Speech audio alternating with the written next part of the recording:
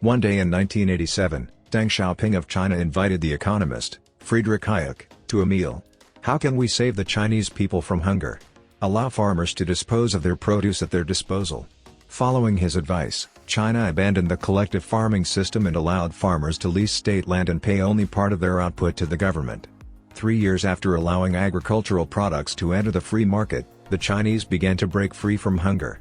If we have to choose only two of the most influential economists in the 20th century, they would be Hayek and Keynes. Hayek was born in 1899 in Vienna, and he received doctorate degrees in law and economics from the University of Vienna. He later devoted his life to promoting liberalism in human society.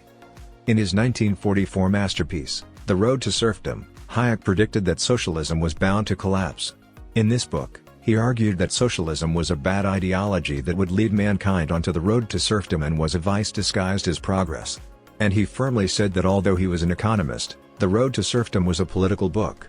He argued that notwithstanding good intentions, trying to alter the natural order of the market artificially by means of a plan or policy would only make the situation worse.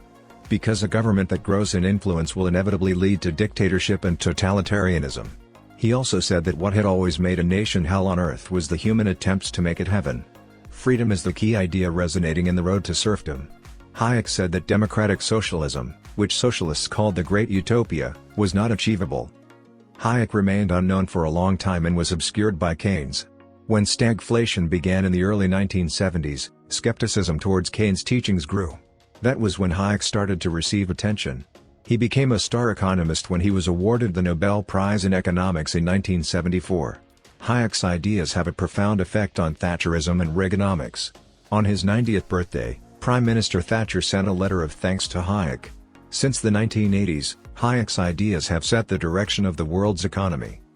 But the 2008 global financial crisis brought criticism to neoliberalism. And Keynes reappeared on the scene.